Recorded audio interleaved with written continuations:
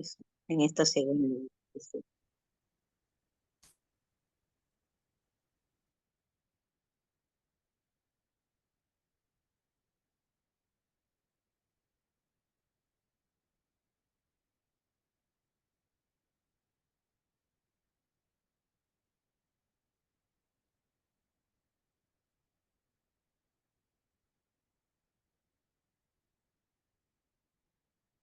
Bueno, vamos a dar inicio a la sesión. Creo que no hay ninguna indicación por parte de Duret. ¿Me confirman, por favor, para poder comenzar? Buenos días. No, no hay ninguna indicación. Listo. Muy bien. Entonces comenzamos con nuestra mañana. En nuestra segunda sesión he ido viendo los comentarios de esta semana, de la sesión anterior y también los comentarios que han ido compartiendo cada uno de ustedes en la plataforma, en el Classroom. Me alegra muchísimo escuchar, bueno, leer, ¿no? Leer sus buenas experiencias con docentes que han ido marcando la vida de ustedes, que han ido dejando huella y posiblemente pues ustedes estén también descubriendo que en realidad todos los profesores dejamos huellas en nuestros estudiantes, en las personas con las que podemos trabajar y aprender. Recordemos que nuestra vida es un camino y en el camino nos vamos encontrando con muchas personas, ¿verdad? Con nuestros colegas docentes, con quienes compartimos y aprendemos mucho, con nuestros directivos, con los padres de familia, con quienes muchas veces construimos lazos muy interesantes, muy bonitos, que perduran a través del tiempo, y también seguramente con los retos que supone trabajar con los padres, entendiendo que,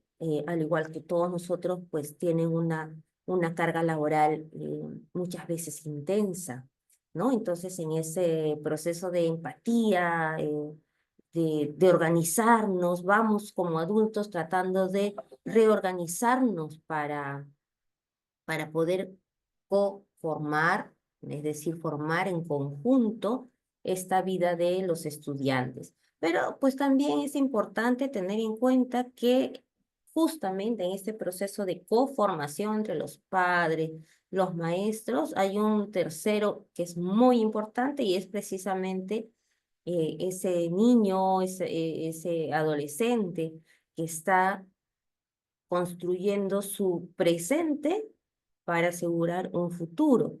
Sin embargo, muchas veces los adultos somos quienes tomamos la batuta en esta formación y no dejamos que nuestros estudiantes sean los protagonistas, a pesar de afirmarlo, comentarlo, declararlo constantemente. Entonces, el día de hoy vamos a entrar en un proceso de diálogo, de traer a colación un poco cómo es nuestra vida de tutores, cómo es este trabajo, una mirada interna, una mirada intensa también, para poder compartir justamente aquello que nos favorece a todos como grupo, como ese conjunto de profesores que intentamos transformar el mundo de verdad, ¿no? Entonces voy a empezar pues compartiendo la pantalla. Recuerden, maestros, que estas clases son grabadas. Sin embargo, yo les recomiendo participar durante la clase activamente, de modo que aprovechemos todo el tiempo posible y ya podamos pues ver la grabación después como para disfrutar, a ver y recordar algunas cositas. Porque en el momento, ¿no? La sesión que se vive en el momento no tiene esas emociones que de la misma manera como cuando lo veo grabado, ¿cierto? Entonces ahora hay que tratar de emocionarnos, compartir juntos y ya al revisar posteriormente la clase, la sesión, más que una clase es una sesión, un encuentro entre colegas, pues ya podemos compartir, revisar, darle un like, ¿no? Darle un like a nuestro video porque es algo que construimos juntos. Bien. La semana pasada ustedes han participado muy bien. Ahora esperemos que esto se replique, por supuesto. Entonces vamos acá tenemos voy a deshabilitar estos paneles flotantes porque siempre luego se ponen muy negros. Listo. Aquí estamos entonces el día de hoy, martes 14 de enero, compartiendo estrategias de intervención en tutoría y orientación educativa. ¿Qué esperamos para el día de hoy? Pues identificar los roles importantes de los actores tutoriales, es decir, todos nosotros, más los padres, más los estudiantes, y desarrollar un programa de acción para trabajar en conjunto. Hoy nos iremos con muchas ideas posiblemente, y la siguiente semana ya empezamos a trabajar a lo mejor con una mayor claridad este plan que posiblemente ya lo tienen listo, pero que ahora podríamos hacer algunos ajustes para mejorar. Entonces, la pregunta del día, la primera pregunta es, ¿cómo llegamos a la sesión de hoy? ¿No? Esta es una pregunta importante, una pregunta interesante. ¿Cómo llegamos a la sesión de hoy? Por el chat, como siempre, ustedes, colegas, pueden compartir cómo llegamos.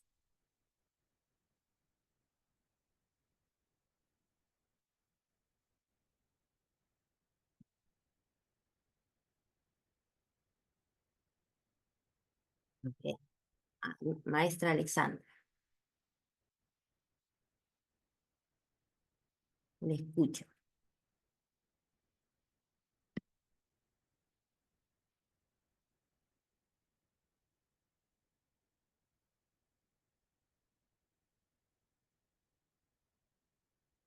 Voy a dejar de compartir para ver, ¿ya? Uno con buena actitud y con ganas de aprender y compartir. Maestra Alexandra puede activar su micro y comentar. Expectativas de ver, analizar temas, de aprender. Ah, ok. Aquí puede entonces escribirlo por el chat. Emocionada por aprender, bien, con ánimos, con ánimos. ¿Cómo estoy? Si tuviera que decir una emoción, ¿cuál sería esa? ¿Está emocionado, con expectativas, con ánimos, motivadas? Muy bien. ¿Están contentos, entonces animados? ¿No? Estamos contentos, muy bien.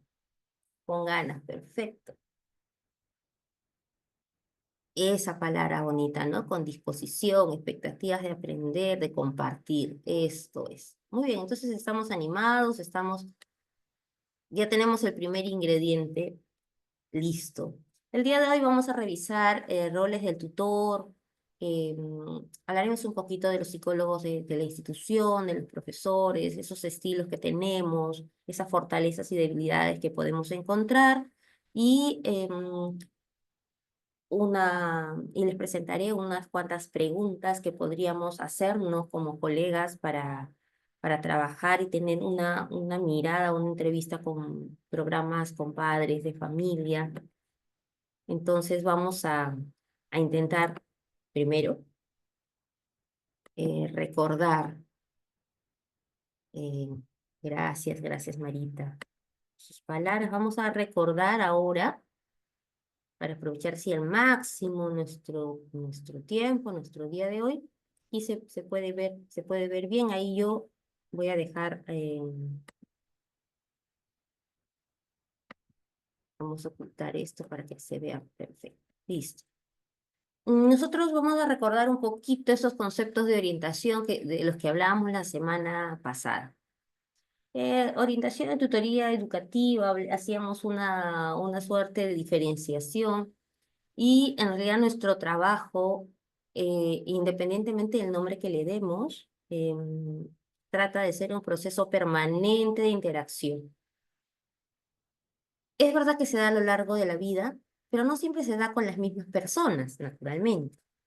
Y nosotros formamos parte de esa interacción, parte de la vida de las personas que interactúan y que aprenden a interactuar con nosotros. No solo en la interacción directa, en la interacción real, profesor-estudiante, sino también observando, eso ya lo comentábamos también la semana pasada, cómo nosotros trabajamos en la formación de nuestros estudiantes viviendo.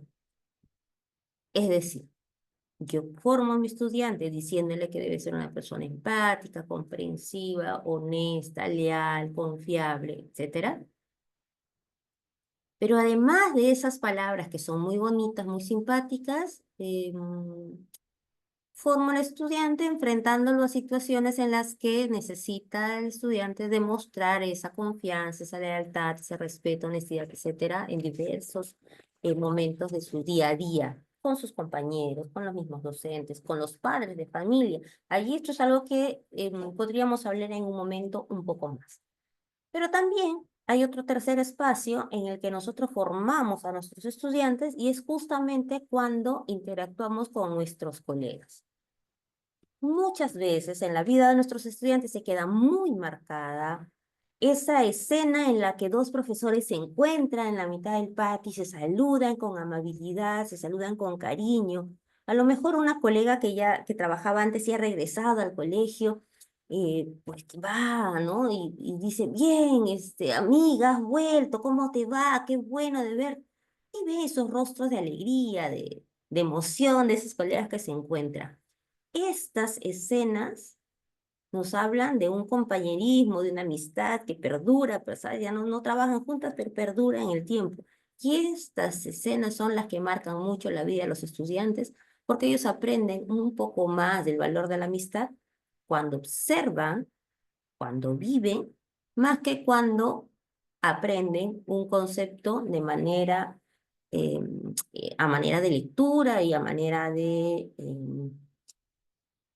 un diálogo o a lo mejor algo que se les dijo que tenían que hacer, ¿no? Entonces, esta interacción es un proceso, es permanente, es constante, lo que nos lleva a pensar en que la orientación y tutoría educativa en realidad no es de 1 hora o 2 horas, sino es a lo largo de toda la escolaridad y todos los sujetos tenemos que estar atentos a él. También recordemos que es una atención al sujeto, es decir, en este caso a los niños, niñas, adolescentes, en correspondencia con el entorno. Es decir, nosotros atendemos a los niños entendiendo o intentando, por lo menos intentando, entender el entorno en el que se desenvuelven, para comprender las formas de actuar, para comprender las formas de interactuar y para comprender también esa forma en la que ellos se desenvuelven con sus pares y con los adultos. Muchas veces observando a nuestros niños podemos reconocer cuando hay un miedo hacia los adultos, hacia la autoridad, ese miedo que no es respeto, sino es esa sensación de temor porque el adulto los va a castigar, porque los va a reprimir, porque de alguna manera los va a hacer sentir mal, ¿no? Entonces, eso es algo que nosotros como docentes vamos mirando constantemente. ¿Cómo responde ese niño? Ese niño cómo saluda a los adultos. Los saluda de manera cortés, los saluda de manera respetuosa, los saluda de manera tímida, si tengo que saludar porque si no los saludo me van a castigar. O cómo es esa interacción. Y a partir de ello, miramos, ¿y cómo se relacionará con sus padres? Algo está pasando. ¿Será una actitud usual en nuestros niños? Es interesante ver cómo estos pequeños detalles que vamos observando pueden llevarnos a desencadenar posiblemente un gran estudio, ¿no? Que se pueda hacer con los estudiantes. También podríamos decir que es una práctica pedagógica dirigida a las áreas. Ya hemos recordado que la orientación y la tutoría educativa atiende a áreas personal, social, escolar, la educacional, la comunitaria, y en los manuales de tutoría que da el ministerio también nos van explicando cómo es tan importante trabajar con los estudiantes para desarrollar cada una de estas áreas. Y la semana pasada yo les decía, son importantes, pero no son, aun cuando tienen sus propias características, no tendrían que verse por separado, ¿no? La persona en realidad no es un individuo que se segmenta y los adultos muchas veces tendemos a segmentar a la persona, ¿no? Entonces ahora te hablo de cómo hacer tu organizador gráfico para que mejores tu comprensión de lectura en comunicación. Ya. Pero no le decimos que a lo mejor ese organizador gráfico implica un pensamiento de desmenuzar las ideas para poder entender mejor una situación. Y ese proceso va más allá de la escritura o del dibujo, ¿cierto? Del dibujo que voy a hacer como organizador, sino que en realidad ese proceso se traslada a la vida misma cuando tratamos de organizar nuestras ideas. Es decir, antes puedo hacer dibujos haciendo mis gráficos para darme una idea de cómo voy a resolver una situación o de qué trata una situación en un contexto de lectura. Esto es muy natural. Pero con el paso del tiempo yo dejaré de hacer mis gráficos y esto va a ser mental.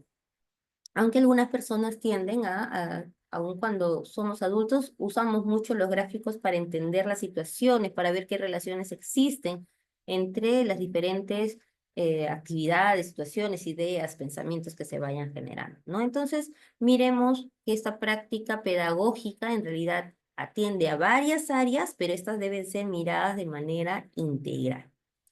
También comentábamos que se percibe como parte integrante del proceso y del proyecto educativo, en realidad en las instituciones.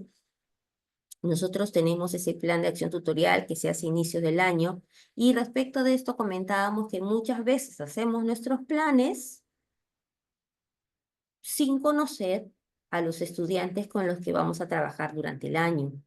Esto no es una práctica inadecuada, en realidad nos da cuando hacemos los planes es una mirada de colegio, ¿no? Una mirada en conjunto. Estos problemas han surgido, podemos priorizar para poder atender de manera global estos problemas, y hasta allí creo que funciona muy bien, pero al ser un documento, el plan, al ser un documento flexible, sabemos que este va a tener sus propios matices, incluso en el mismo grado.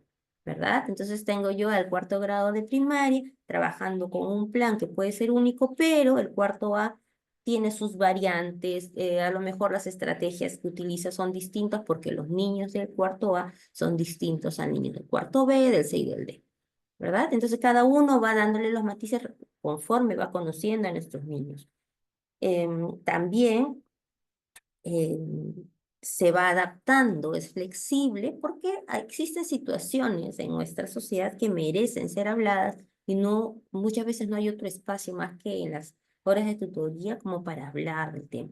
Esto puede ser una llamada de atención también porque eh, nuestra sociedad es muy cambiante, hay muchas situaciones que nos tienen semanas hablando del tema, ya sea de farándula, de política, de economía, de clima, y muchas veces son pasadas por alto, ¿no?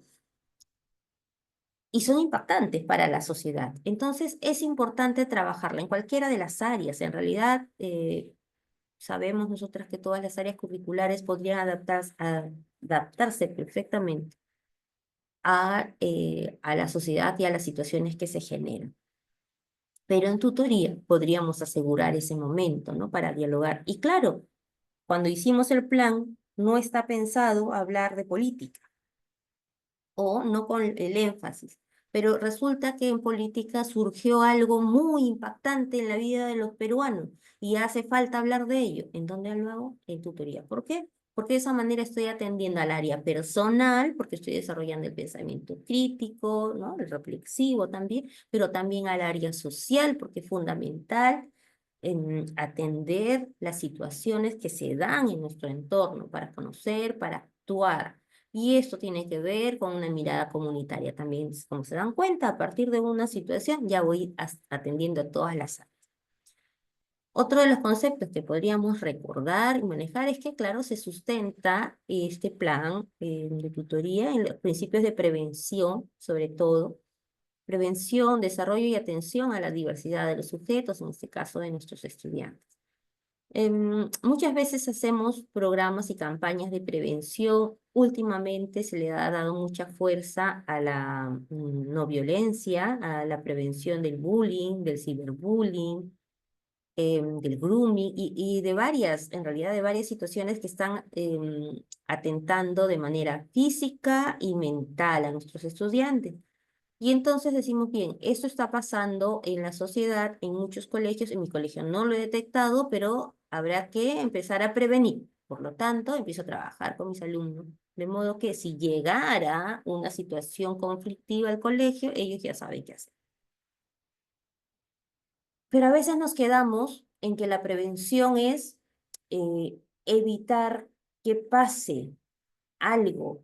Voy a decir, prevención de la violencia, es que debo hablar con respeto. Y entonces empiezan todas las recetas, pero no empiezo a trabajar realmente en el respeto, no empiezo a trabajar en la lealtad a los amigos, no empiezo a trabajar en las diferencias que existen, que son ricas y son importantes.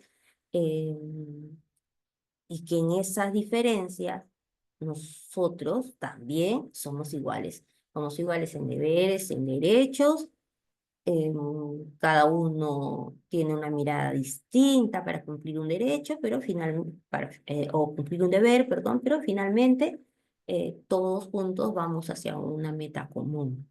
Entonces, también sería interesante mirar qué es lo que entendemos por prevención.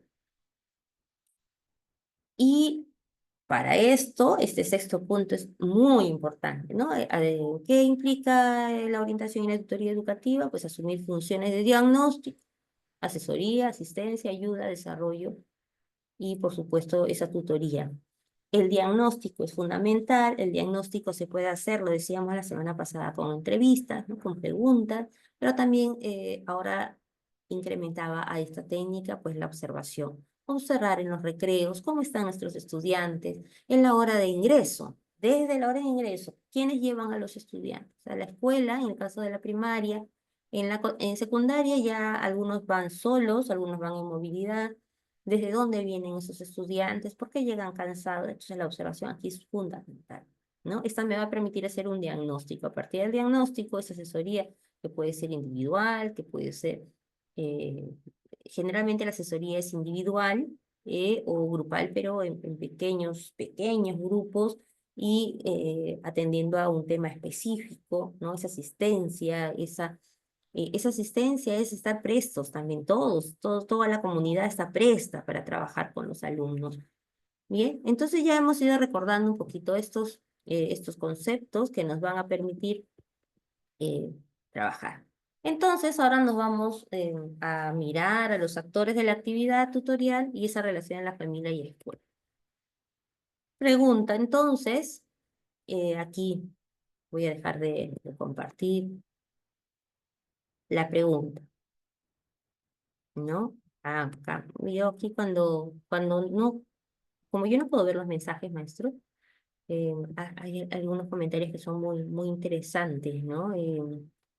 Antes de pasar al rol, creo que es importante detenerme en lo que comenta el profesor David, que la tutoría implica desde la sociedad de radio y televisión que está desprestigiada, ¿no? Por ejemplo, algunos programas, ¿no? Los antieducadores.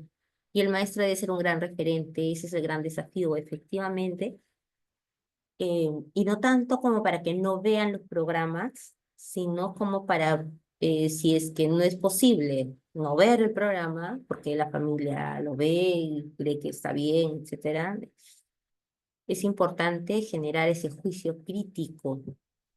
Y a raíz de este comentario les puedo compartir hace años, ya les contaba que yo trabajaba con niños, ¿no? de primaria.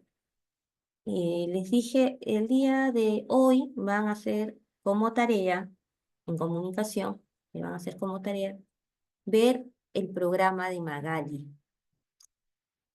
Van a ver el programa y van a elegir una de las noticias, ¿no? De las situaciones que ellas comentan y van a anotar, ¿no? Van a anotar en su cuaderno de qué habló, de qué trató y las preguntas que surgieron con ustedes, entre ustedes, un poco qué se dialogó en la familia.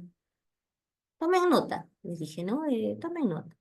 Bueno, imaginarán ustedes que la mitad de mamás estaban contentas porque efectivamente ellas veían el programa con sus hijas y se reían y era divertido para ellas, pero un grupo de mamás eh, alzó la voz: profesora, ¿qué está pasando? ¿Cómo es posible, no? Que usted le mande a ver este programa si yo no dejo que vean de televisión, ¿no? Yo no quiero que vean esos programas porque son antiéticos, en fin, ¿no?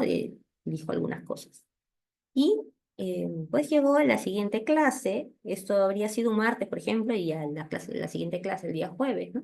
Y les tareas. Vamos a compartir las tareas. No, mi mamá no me dejó, profesora, no hice la tarea porque mi mamá no me dejó. ¿Y otra? Sí, yo vi y comentamos eso y hablamos. Y otra está. Y una de las niñas me dijo: mi mamá quiere hablar con usted, profesora, hoy día a la salida porque está muy molesta, etc. Y conversábamos con la mamá. Entonces conversamos con la mamá al final y era: vamos a ver, vamos a conversar todos, ¿no? Eh, Van a tener estas tareas, verán algunos programas culturales, verán algunos programas de espectáculos, algún episodio de una novela, etcétera, porque a los niños no se les puede negar en casa aquello a lo que tendrá acceso por las redes o por otros espacios. Y es importante generar con ellos un diálogo. ¿Qué te parece? ¿Qué está diciendo? Y acá habrá respeto y estará respetando la intimidad de las personas y estará, ¿tú qué piensas acerca de ello? Y tendríamos que hacer esto, o por qué no, si se ve mal, ¿por qué se ve mal? Y si no lo debemos ver, ¿por qué no lo debemos ver? No solo es no veas, te prohíbo que lo veas, sino a ver, veamos, ¿y qué tiene? ¿De qué me sirve? ¿En qué me alimenta este programa? ¿Qué tanto aprendo? ¿Qué tan culto soy al final de ver este programa? ¿O qué tan movilidad de emociones tuve al final de este programa? Y entonces se vuelve finalmente una decisión no ver un programa o ver, pero teniendo en cuenta que aquello que estoy viendo no me está sirviendo. Entonces ya deja de ser una prohibición, sino una decisión. Y los padres comprendieron y conversaban: no, esto no debo ver por estos motivos, o "Profesor, yo veo porque me divierte". ¿Y qué es divertido? Ah, sí, es que como ella se expresa, entonces la expresión es adecuada o el mensaje, no, la expresión. Entonces estamos en la forma, pero no en el fondo. Y ese diálogo se generaba con los papás y entonces sí fue muy interesante porque los chicos se volvieron bastante críticos, ¿no? Hay que saber, exacto, ¿no? O sea, hay que saber muy bien cómo atender a los papás, porque a veces los papás nos dicen: no, pero ese programa es para adultos. Claro, ¿y por qué están los niños viendo con ustedes el programa? Y ahora la pregunta también se las dejo a los adultos, las mismas preguntas: ¿qué tanto me nutrió hoy día ese programa? La diversión, pero la diversión a costas de otra persona que posiblemente está sufriendo? Em, entonces yo me puedo burlar porque si esta persona es burlona y es famosa, entonces esta es la solución perfecta, ¿no? Para ser famosa me tengo que burlar de alguien o tengo que estar mirando qué es lo que hace tal o cual persona. Y entonces los papás se quedaban un poco, mm, es verdad, ¿no? Porque exactamente lo que hace este programa, algunos podemos decir: no, este es un programa que no deberíamos ver y me burlo y está muy mal, pero la verdad es que en nuestro día a día los niños van escuchando que la maestra va hablando mal de la otra maestra o de los padres de familia, y algunos maestros a veces no tenemos cuidado y vamos compartiendo situaciones personales, familiares que a lo mejor nos contaron antes, ¿no? Y entonces, oye, mira, sí, esta niña sí, pobrecita, sí sufre mucho porque sus papás están divorciados y porque el papá no se hizo tal cosa y que la mamá hizo tal otra cosa. Y sí, pues, y entonces ventilamos la vida tal como lo hacen en los programas de televisión. Sin embargo, muchas veces somos los primeros en criticar aquello que nosotros también hacemos. Y allí está esa formación en conjunto, padres, madres, estudiantes, enfrentándonos juntos a una situación para hablar de ello. Bien, muy bien, ¿no? Entonces no solamente es que nosotros le digamos, vaya y mire el programa y ya está. No, pero ¿para qué le voy a decir que mire el programa? ¿Qué es lo que busco con mirar un programa? Hablar con los papás, qué estoy buscando, cuál es mi propósito, qué es lo que queremos hacer, y a lo mejor un trabajo que se extienda a la hora de tutoría va a funcionar muchísimo. Muy bien, ¿no? Entonces son estas preguntas que generan reacciones, maestros, muy bien. Entonces, mi pregunta ahora, si ya es, ¿cuál es el rol? ¿No? Yo les pregunto a ustedes, ¿cuál es el rol de, voy a empezar con los tutores, ¿ya? ¿Cuál es el rol de los tutores, según ustedes? ¿Cuál es el rol de los tutores?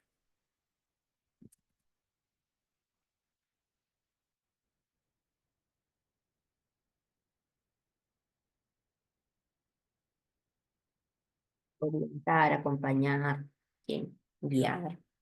Es su rol. Sí.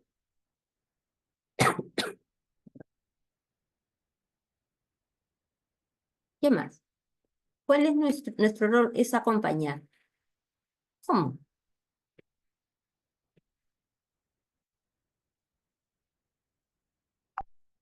Ajá, ok.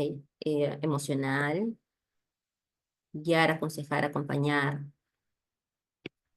Ajá. Ajá, en la toma de decisiones. Ujú. Acompañamiento socioemocional. Ok.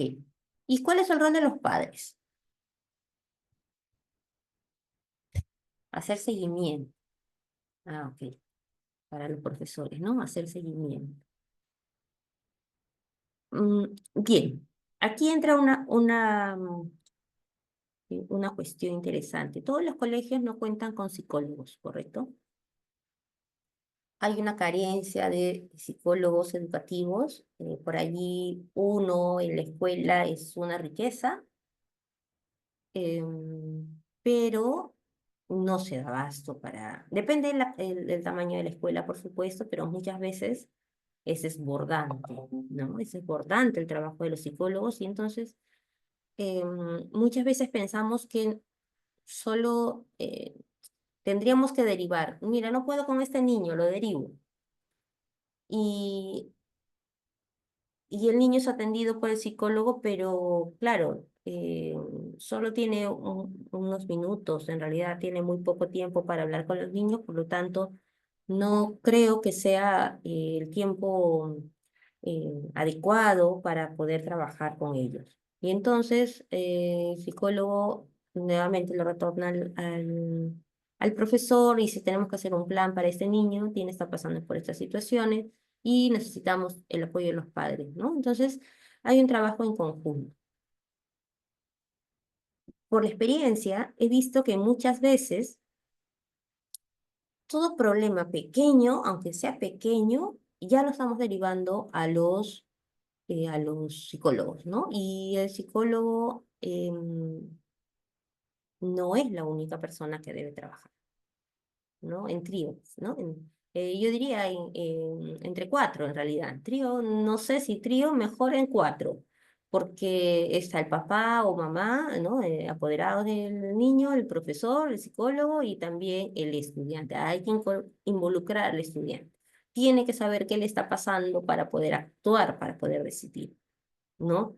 Y es muy complicado, y claro, si me asignan más de una tutoría, como dice la maestra Patricia, ahí ya me complico, pero no derivo a mis alumnos solo porque veo una acción, sino aquí necesitamos trabajar en pares. Podríamos trabajar incluso en parejas. Hay una técnica que le llamamos tándem, eh, que es ese trabajo en dúos, donde un niño, para el área académica, sobre todo el escolar, funciona muy bien, ¿no? Un niño acompaña al otro y el que enseña aprende, decimos, esto funciona. pero rotándonos siempre, ¿no? No le demos la carga a un niño, si tú tienes ahora que formar a ese niño, no, porque él es un niño que también va a ir a aprender, no tiene que estar pendiente del aprendizaje del otro niño, sin embargo, sí los ayudamos a ser solidarios, ¿no? Y entre todos vamos trabajando. Tándem, ¿no? La técnica del tándem. Entonces, aquí vamos trabajando en conjunto, muy bien, entre pares, entre niños. Esto ayuda mucho.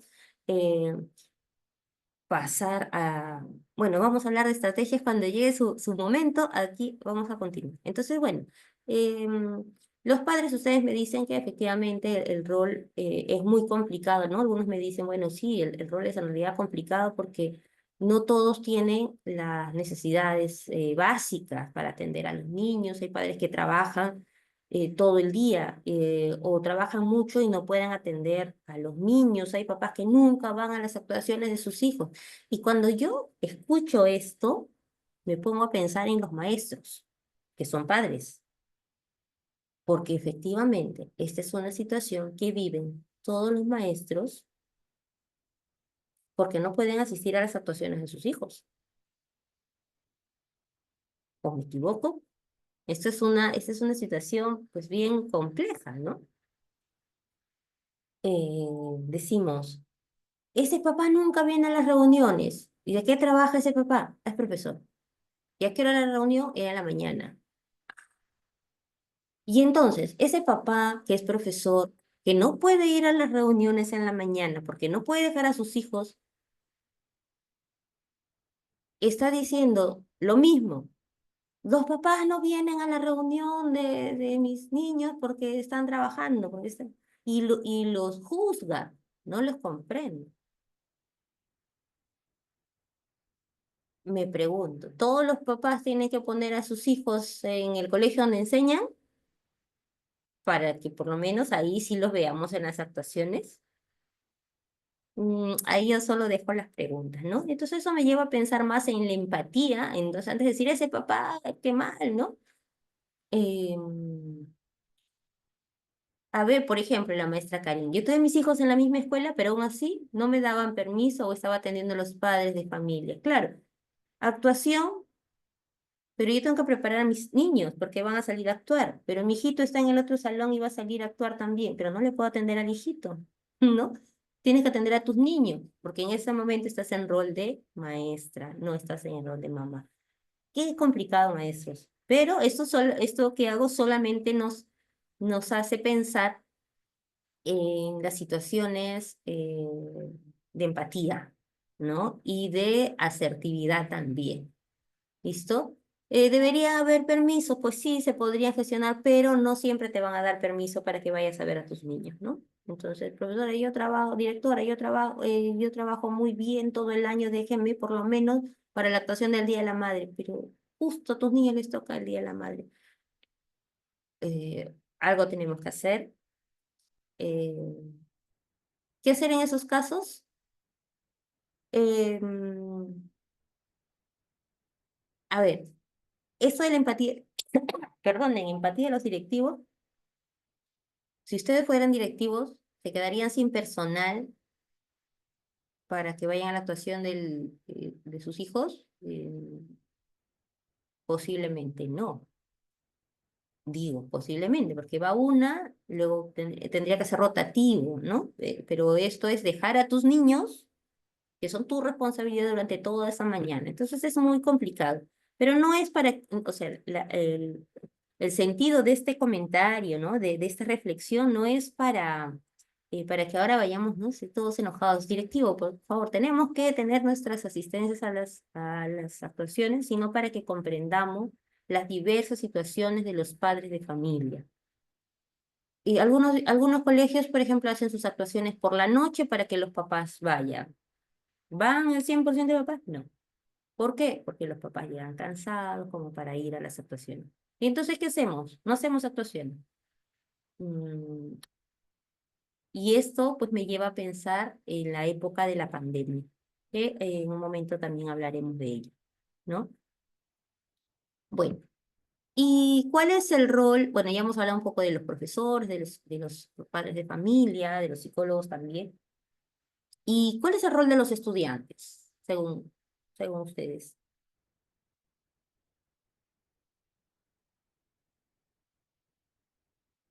Los estudiantes, ¿qué rol tienen los estudiantes? Porque a ellos nunca les preguntamos. Es más, si nosotros buscamos, yo estaba buscando esta semana ver un artículo en el que se destaque la voz de los estudiantes en la tutoría. No encontré, maestro. Si hay, alguno lo tiene, compártamelo, por favor. Pero no hay, eso me hace pensar mucho en que debiéramos escribir más sobre ello. Pero hay rol del maestro tutorial, rol de los psicólogos, rol de los padres de familia, la corresponsabilidad, la coformación, y todo eso está perfecto. Pero, a los niños, a los adolescentes, no los escuchamos. Eh, sí, sí es verdad. Los niños tienen que cumplir las normas y el reglamento interno del colegio, pero no se cumple porque hay muchas leyes a favor de ellos. Es que ellos son el centro. Entonces, aquí nos cuestionaríamos algo, ¿no? La participación activa de los estudiantes, pensar en los intereses, el problema del estudiante. El problema es que no se abre para comunicarse, eso es verdad, sobre todo al inicio, ¿no? ¿Qué podemos hacer al respecto para que nuestros estudiantes se abran? En la semana pasada les comentaba eso del buzón, ¿no? De las cartas. Las cartas anónimas, también funcionan las cartas anónimas, ¿no? Las que no tienen, que yo no tengo idea de qué estudiante es, eso también ayuda mucho. Y la educación de antes, es verdad, ¿no? Maestra, la educación ha cambiado mucho, eh, pero irónicamente sigue siendo igual. Han cambiado los agentes, ha cambiado la manera de enseñar, han cambiado la manera de aprender, los estudiantes no tienen la misma actitud que teníamos nosotros cuando éramos niños. Sin embargo, no podemos olvidar que cuando éramos niños también había mucha travesura, ¿no? Niños corriendo por el aula, esto no es nuevo, esto es de toda la vida. Y también había muchas maestras que eran muy... En su rectitud había un cruce de la línea del respeto por las personas, ¿no? Maestras que golpeaban, ¿no? Con la regla, por ejemplo. No sé si alguno de ustedes ha tenido alguna maestra que tenía su regla, estas reglas de madera grandes, ¿no? Y con estas estaba ya atenta, ¿no? Eh, para, para castigar a los niños, ¿no? Entonces, algunos hemos tenido algunas experiencias muy traumáticas con nuestros profesores en primaria sobre todo, ¿no? Y trabajar de acuerdo con los niños. En el colegio que estuve había una lucha entre las docentes con la psicóloga, la docente no se dejan guiar y las psicólogas son autosuficientes, claro, ¿no? Aquí ya ahí está el afán de protagonismo, ¿no? ¿Quién soluciona el problema? Es como el reto, el trofeo es el niño Pepito, entonces yo voy a hacer que ese niño se transforme. Y no, dice la psicóloga, yo voy a hacer que se transforme. Y entonces los dos empiezan a actuar y ninguna ayuda a Pepito. Y finalmente Pepito hace lo que le gusta hacer. Y como nadie le entiende y nadie le escucha, entonces pues no pasa nada, ¿no?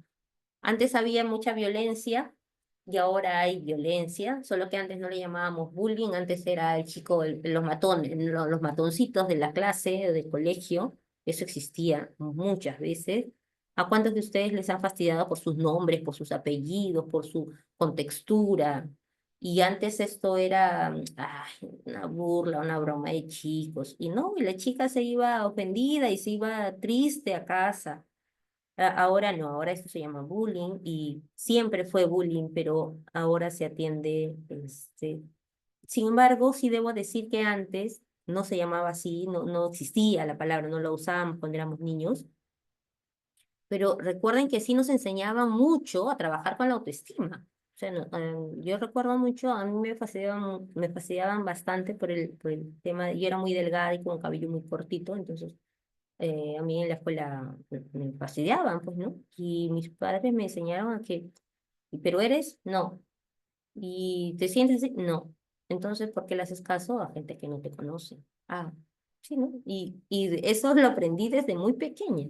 Entonces, por ahí me fastidiaban y como no les hacía caso, ya dejaban de fastidiarme, ¿no? Entonces, no me importaba. En cambio, otras compañeras se ponían a llorar, ¿no? Y decían, no llores, ellos no saben qué están diciendo, están mal, ¿no? Entonces, ahora esto no se da. Ahora a veces te dicen algo y ya estás mal y te sientes mal y eso nos está pasando a todos. Sí, sí, maestra Silvana, yo coincido totalmente, la sensibilidad ha aumentado, ¿no? Es, nuestro carácter no se está trabajando. No quiere decir que em, no quiero decir con esto que, claro, si hay un problema, hay una situación de violencia o algo, pues me voy a hacer el valiente también, me voy a enfrentar y me voy a pegar y me voy a agarrar a golpes con los niños, porque esta es una situación, la violencia trae más violencia, pero sí debiera tener las agallas, ¿no? O sea, aprender a pararme y decir qué te pasa, por qué, yo no te he hecho nada, ¿no? Entonces, sí, le están llamando la generación de cristal. Nosotros posiblemente hemos sido muy bien formados en la situación de carácter. Antes nos decían, defiéndete y párate bien y nunca bajes la mirada, nunca bajes la cara. Y si tienes que caminar por ese espacio, pues caminas por ese espacio porque yo te acompaño, porque está tu maestra que te apoya, ¿no? Pero ahora pues no se ve esa situación y hay mucho conflicto. Y lo mismo, sí, ese es otro tema, maestro José, ¿no? O sea, la autoridad de los profesores y con los padres. Aquí también hay un trabajo muy complejo. Este, Les debo decir lo siguiente a eso, experiencias que a uno le pasan, ¿no? Que por allí a las maestras más jóvenes que empiezan a trabajar a veces nos cuestionan, ¿no? Cuando ella era muy jovencita, empezaba a trabajar, yo venía de hacer unos estudios en el extranjero, entonces no me habían visto mucho las mamás durante algún tiempo. Y a la salida de un colegio, las mamás, tres mamás se me acerca con mucha energía, ¿no? Y me cuestionan si es que yo soy profesora o no. Antes eso era imposible de pensarlo, el maestro era una autoridad, ¿no? Pero pues esto sucedió. Entonces, ¿usted no es la catequista? Sí, y era, sí, yo soy catequista. ¿Usted no es de la parroquia? Sí. ¿Y usted tiene título? ¿Cómo le va a enseñar a mi hija? Ay, empezaron todo muchas cosas de realidad que dijeron. Y les dije, ¿le muestro mi título, señora? No lo he traído, se lo traigo mañana, ¿no? Y le respondí de esa manera. Y le dije que no me conocían porque yo venía de estudiar del extranjero y por ahí, ah, profesor, disculpe, no, es que como la vemos tan jovencita, y digo, pero es como si fuera un delito, pues, ¿no? Ser jovencita, ¿no? ¿Qué está pasando? Claro, y de verdad que en ese tiempo yo era muy jovencita, pero no era motivo para eso. O lo mismo que también pasaba cuando la primera vez que les reuní a los padres y les dije, bueno, sus niñas de cuarto grado van a hacer un plan lector que he preparado para ellas y vamos a leer 4 obras. 4 obras, wow, eso fue 4 al año, ¿no? Eso en realidad muy poco, pero para las niñas de cuarto grado, pues que todavía no habían leído un libro,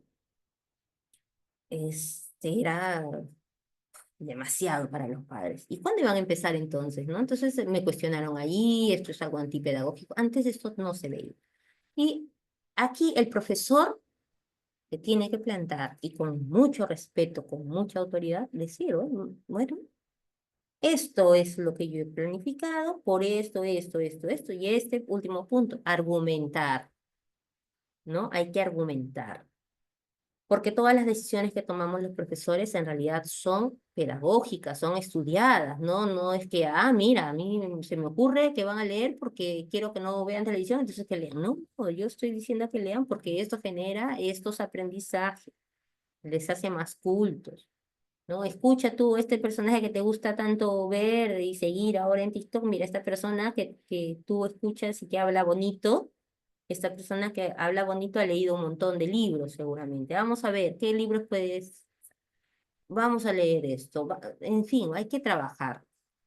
Y efectivamente hay que trabajar la autoridad. No es imponerles una pelea de un dominio de quién manda a quién. En algún momento a los papás, cuando se me ponían muy enojados por alguna situación, esta la de lectura fue una de ellas, y le decía, señores, discúlpenme esto que les voy a decir. yo no les puedo orientar para hacer un rico platillo para sus hijos, porque no sé el gusto de sus hijos, ¿cierto? Porque ese es su ámbito, su espacio. Ustedes son allí las reinas de la casa, ustedes trabajan, hacen todo y le preparan a sus hijos los mejores platillos. Déjenme a mí, en mi ámbito, en mi escuela, donde tengo la situación bajo control, tomar las decisiones correctas para sus hijos. Y los padres se quedaron pensando. Claro, yo te digo qué hacer en casa, siempre y cuando tenga que ver con la escuela, con la formación de los niños. Pero eso es en un diálogo, en un compartir. Más yo no te digo qué hacer en tu rol de padre. O sea, no te obligo, no te digo está mal tu rol de padre. Te hago ver qué situaciones deberíamos mejorar o cambiar, ¿no? Entonces, cada uno en su espacio, pero siempre con respeto, ¿ya? Siempre con respeto. No, hay maestros que también se enojan mucho, papás, y hay una pelea y el niño es el que sufre, finalmente, porque todo esto condiciona incluso en las calificaciones, ¿no? Que no debería pasar, pero no nos hagamos a veces los que no vemos y sí, esto es algo que pasa. Bien, entonces, vamos a ver, yo he hablado mucho, ustedes están muy emocionados también, están compartiendo, les agradezco mucho por eso. Vamos a compartir un videíto y a partir de ello vamos a observar, ¿ya? Pero me dicen si se escucha.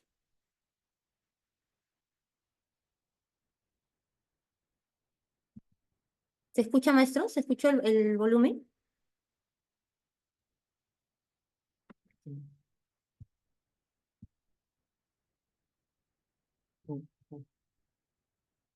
Sí.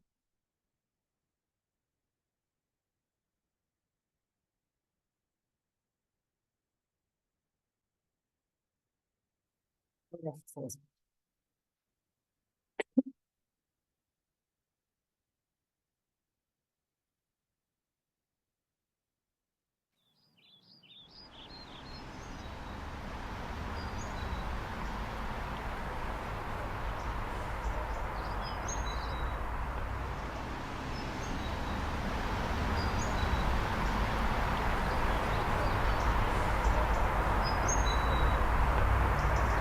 Usted fue mi profesor hace más de 20 años. Soy Pablo. ¿Me reconoce? Me sabe mal, pero no. Recuerdo que una compañera de clase tenía un reloj precioso.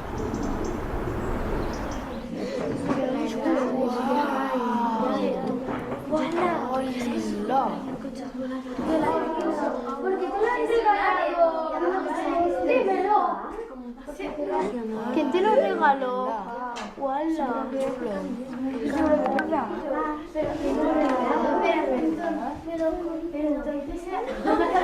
¿Cómo se abre? ¡Hola! ¡Es de Orea!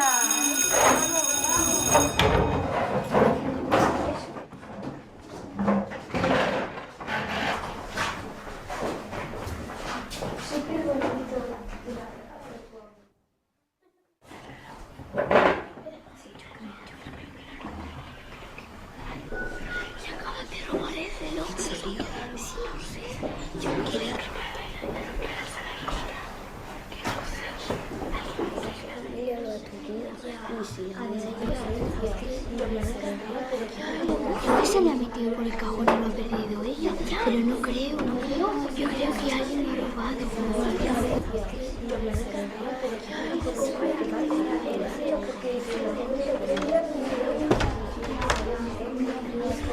Buenos días, señor Salvador. Buenos días. Señor profesor, tenía un reloj y al llegar del recreo ha desaparecido. Alguien me lo habrá cogido.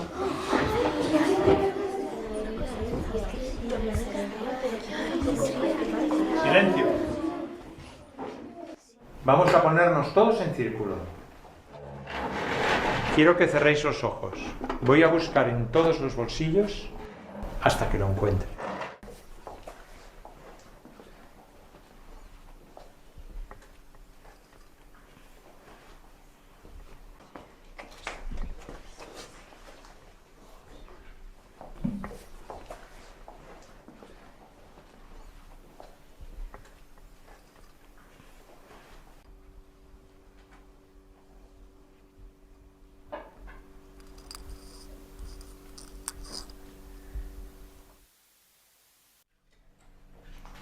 Y ya podéis abrir los ojos.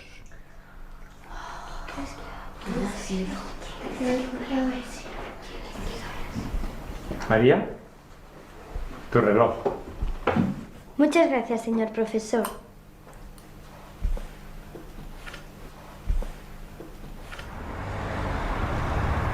Me sorprendió que no hablara conmigo después de lo que hice.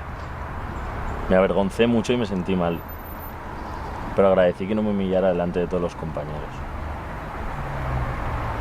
¿Me recuerda ahora? Recuerdo la historia, pero sigo sin acordarme de ti.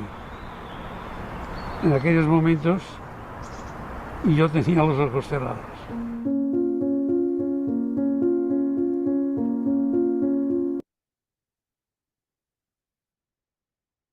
Bien, maestros. Entonces, ¿sabían esta historia? ¿Conocían de esta historia? ¿No? ¿Les gustó?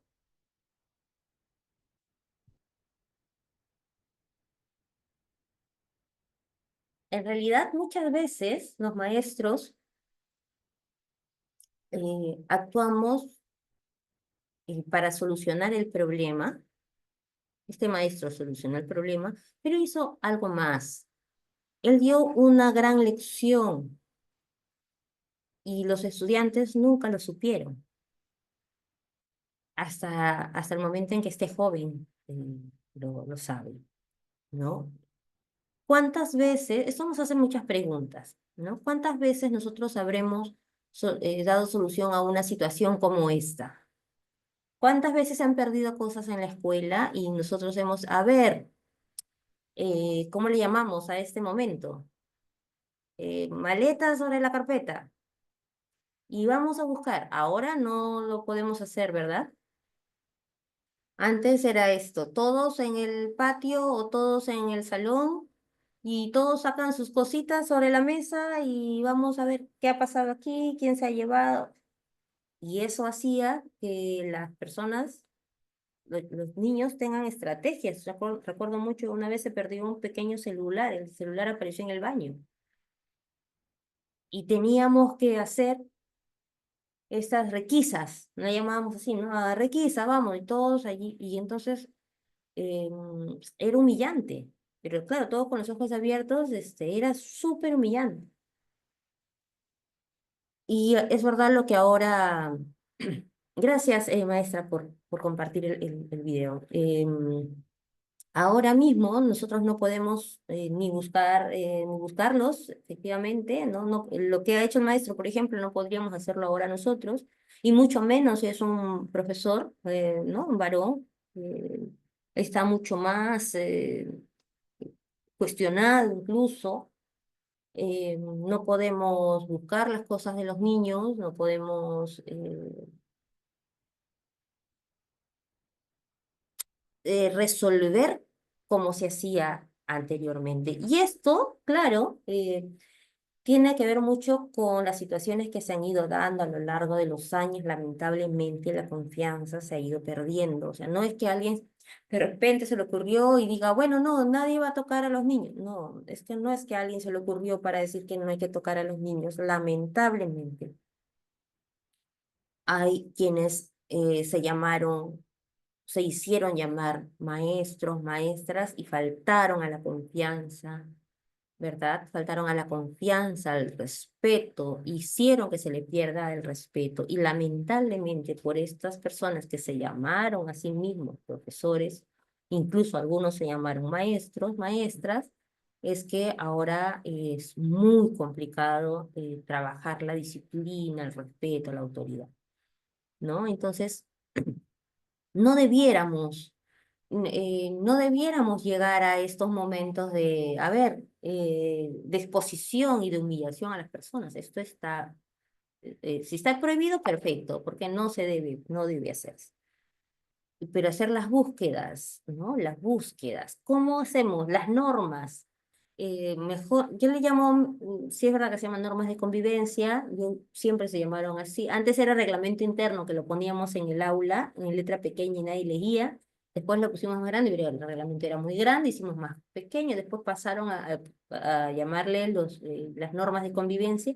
Y yo, pues, un poco, bueno, eh, voy a decir rebelde en el mejor de los sentidos. Yo le ponía acuerdo, porque decía, a ver, estas son las normas que nos han dicho, ¿cómo podemos hacerlas reales?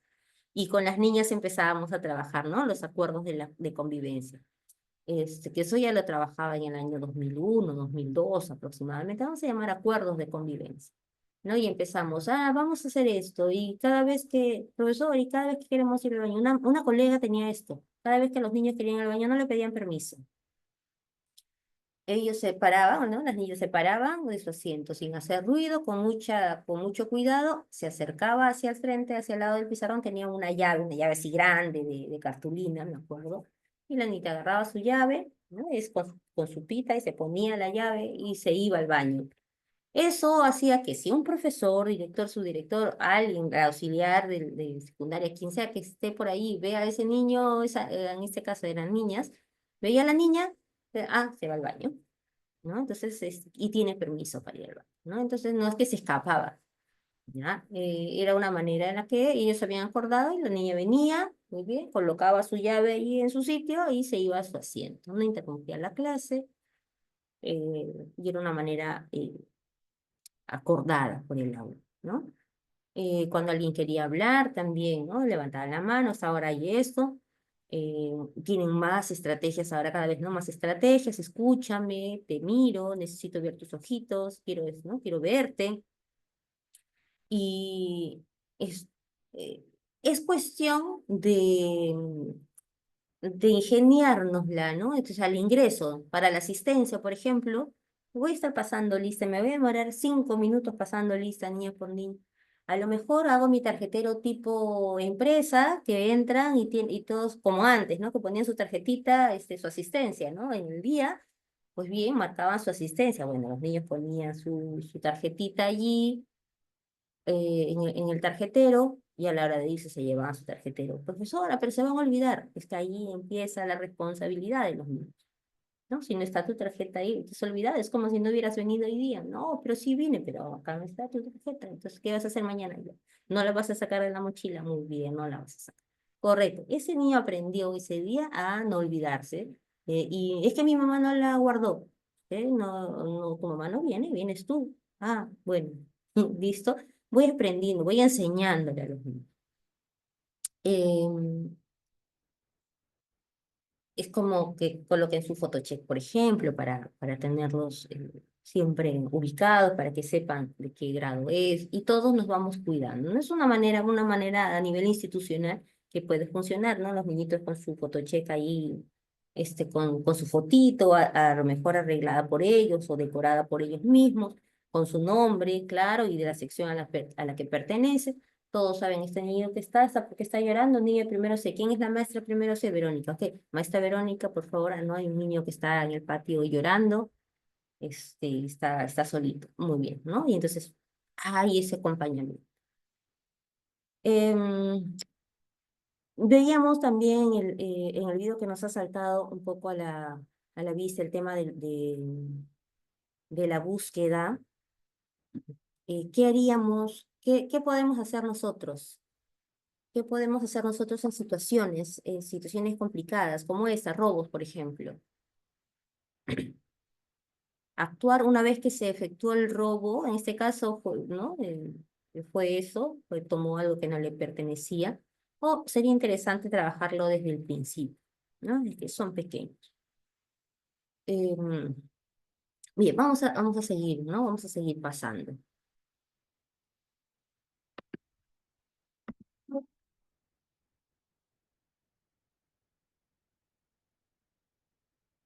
Aquí, entonces vamos a hablar un poquito, vamos a compartir nuevamente nuestro video, nuestra sesión, para hablar un poco ya de los docentes.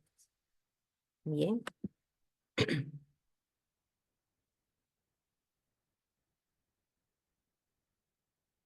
¿Qué es docente, no? Docente implica enseñar. El docente tiene la tarea, la misión de formar desde la primera infancia. Cada vez los niños van más tempranamente a la escuela. A los 3 años ya están yendo a la escuela y los papás ya están llevando a la escuela, bueno, al centro de estimulación temprana, al 1 año y medio, 2 años, ya se están desprendiendo de sus niñitos por diferentes situaciones, trabajo, más que por estimularlos, en realidad es por trabajo, ¿no? Los llevan a la cuna, dicen, no, para que le estimulen desde pequeñitos, y sí, desde pequeñitos estamos con las normas, están aprendiendo, ¿no? Y siempre es lo mismo, y le vamos repitiendo, y los colores, y los cantos, ¿verdad? Es que son muy pequeñitos. Y algunos, pues, llegan a la primaria un poquito aburridos porque dependiendo de las instituciones y de los profesores, por supuesto, pero hay experiencias como esas, ¿no? De ello no vamos a hablar, porque estamos hablando de la formación de los estudiantes. Pero sí es importante tener en claro que formamos desde la primera infancia. Si bien en la vida presente existe incertidumbre, es importante enfrentar a los niños a esa incertidumbre, a que la vivan, a que la solucionen, enfrentarlo significa no solo analizar un caso, sino que ellos estén como protagonistas de ello. Ante una situación alegre, ante una situación triste, ante una situación social, hay que presentarle el tema, hay que abordar el tema, hay que incluirlos en las soluciones, en las reflexiones.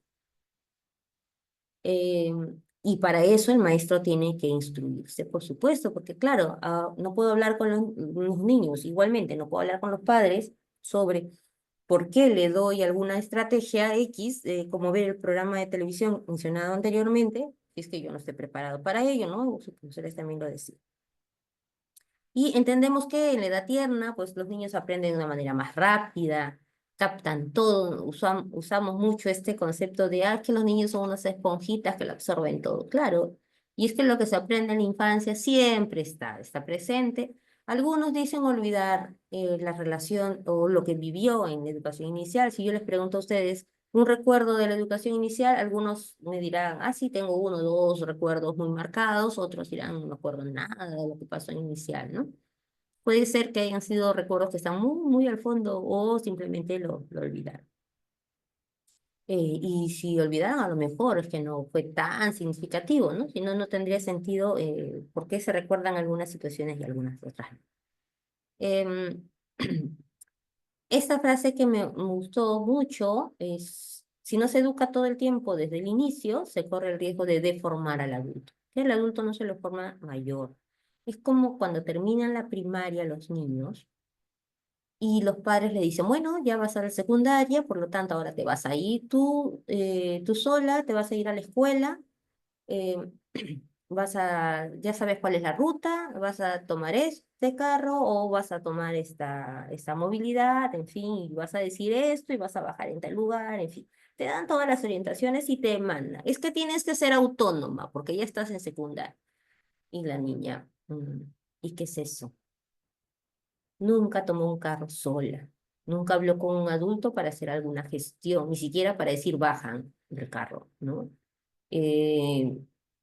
Iba con miedo y llega temerosa, si llega al colegio bien, pues, qué alivio, llegué bien, ya sé, y cada vez voy a tener menos miedo, pero a eso se enfrentó grande, de repente, de porrazo, voy a decirlo de esta manera, ¿no? Entonces, ¿cómo hacemos para que los niños sean autónomos desde pequeños? Van a ir a la tienda. No, cuando sea grande, ahora no. Pero puede ir a la tienda conmigo cuando es pequeña y pedir lo que tenga que pedir. Oye, vamos a comprar 1 kilo de arroz, 1 kilo, no te olvides, ya vamos a comprar 1 kilo de arroz. Bueno, ¿y qué te parece si tú vas pidiendo mientras yo voy mirando qué más necesitamos? Y ya la niña está aprendiendo a pedir. Perdonen, maestros.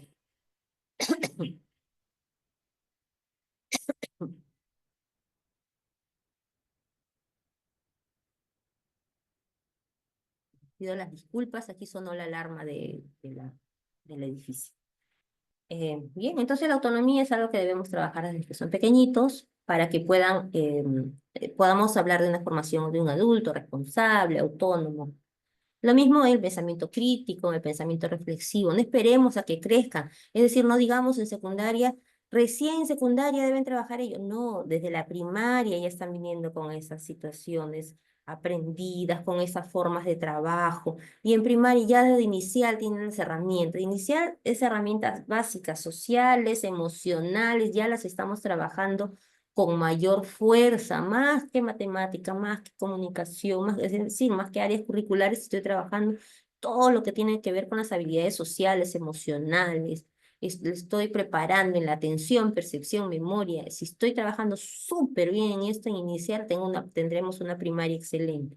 En primaria, trabajar, si bien es cierto, las áreas curriculares, recordemos que trabajamos por competencias.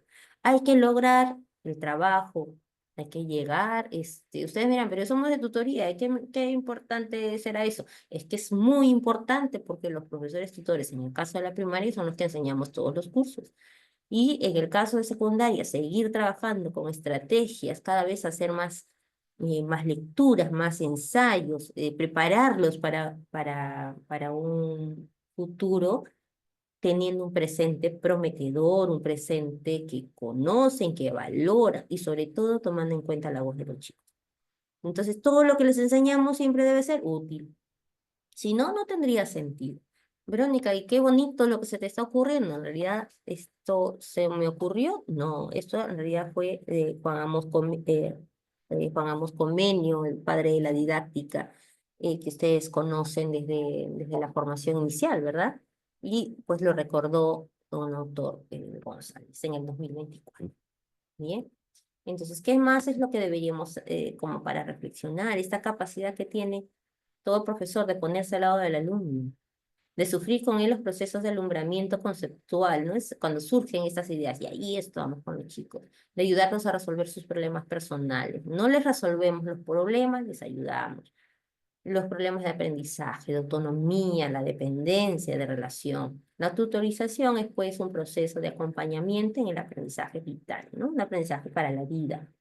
Ese proceso de acompañamiento en realidad requiere de mucha preparación. A veces nos dan la tutoría para rellenar nuestras horas, porque bueno, me falta 1 hora, porque ya me han dado todas las horas que corresponden a mi asignatura, ya, te queda 1 hora, ya, pues tutoría para alguno de los grados.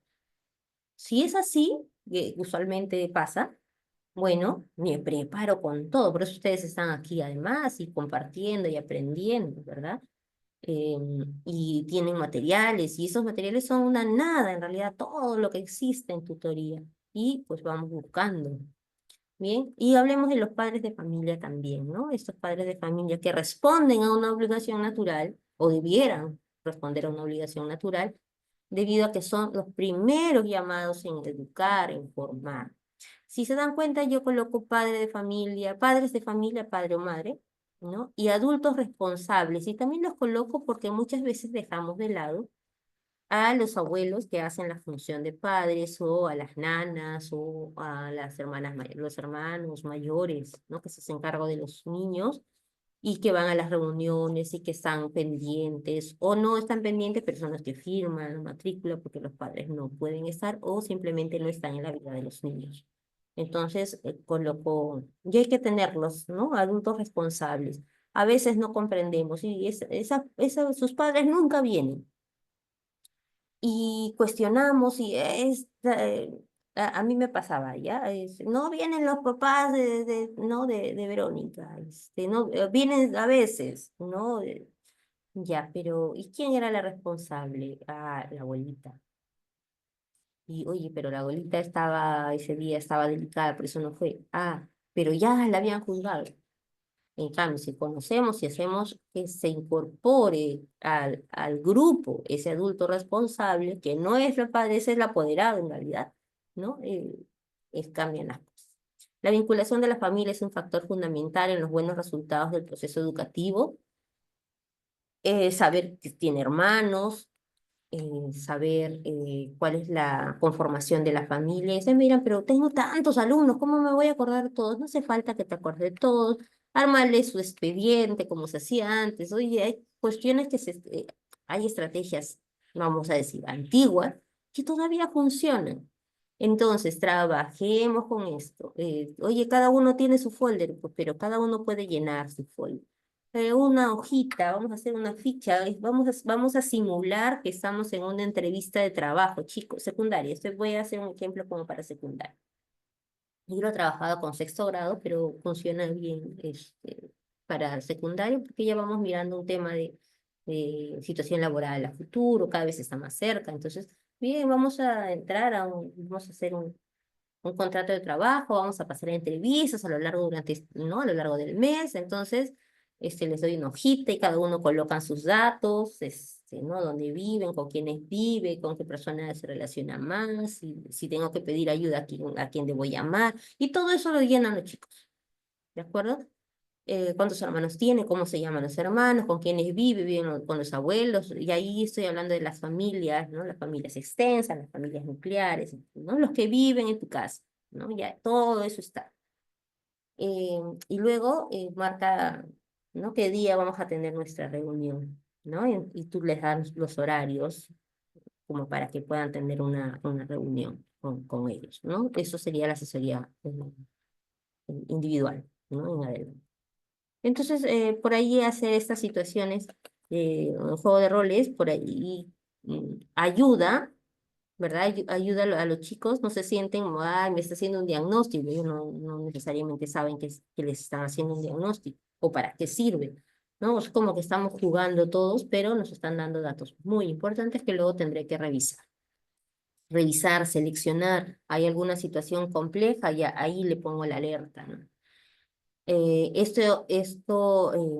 Incorporar a los padres de familia que sepan y que ellos firmen, ¿no? O el apoderado que firme esa hojita que han llenado los chicos, porque constantemente les vamos a pedir datos que no sean datos sensibles, por supuesto, ¿no? Que sean datos que nos ayuden, sobre todo, a desarrollar esa autonomía, el autoconocimiento, las habilidades sociales de los chicos. Bien, entonces aquí tengo una idea que me parece importante traerla. El pensamiento crítico e innovador permite a las personas interactuar con los demás, establecer vínculos sociales, se posibilita gracias al ambiente socialmente diverso, el cual se gesta desde la familia y se va ampliando en los diferentes escenarios sociales y con la adquisición de experiencias en los mismos. ¿Bien? Entonces, trabajemos con la familia. El pensamiento crítico no se forma únicamente en la escuela, empieza en la casa, pero si no pasara que en la casa estamos trabajando, necesitamos unir esfuerzos, hablar con los papás y trabajar. Bien, entonces, por ejemplo, para trabajar con los papás, podríamos hacernos algunas de estas preguntas que ustedes van a tener al final de la sesión disponibles. ¿Cómo es la comunicación que mantienen entre docentes y padres de familia de los estudiantes? ¿Cómo es esa comunicación? Importante darle un nombre. ¿Cuál es ese estilo de relación que tenemos? ¿Cuál es la estrategia utilizada para invitar a los padres de familia a participar activamente en las actividades académicas que se realizan?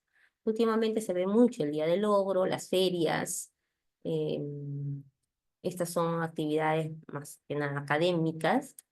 Las actuaciones son más actividades sociales, aunque el área de arte es la que trabaja mucho, debiera trabajar también ahí comunicación y matemática, personal social, como áreas que aporten a las actuaciones, ¿no? Aquí les podría dar una idea la siguiente semana. ¿Cuáles serían las acciones que debe realizar la institución para que los padres se vinculen a ella y colaboren en los compromisos escolares de sus hijos? ¿Qué debiera hacer la institución? ¿Cómo los integra? Las escuelas de padres se hacen durante todo el año, pero siempre van los papás de los niños que están mejor usualmente, ¿no? En los que están mejor académicamente, mejor socialmente, ¿no? Porque los padres se nota esa responsabilidad que hay ya. ¿Cómo hago para involucrar a los otros? Ahora en realidad pandemia nos enseñó a trabajar muy de la mano con los papás y están las famosas listas de WhatsApp, ¿no? que no nos dejan en el día. Luego, ¿en qué actividades académicas desarrolladas en la institución se ha contado con la participación de padres de familia? ¿No? Algunas los involucran. ¿De qué manera? Por ejemplo, hay invitados a especialistas para que hablen a los alumnos, ¿no? Sobre las carreras, por ejemplo. Muy bien, les voy a dar 2 minutos para que me hablen de su carrera y ese día invito a 2, 3 papás para que me hablen de sus carreras o de sus oficios, ¿no? Y les digo, y vemos, ¿no? Con los niños cuál es esa pasión que tienen estos padres cuando hablan de sus trabajos, de sus oficios también.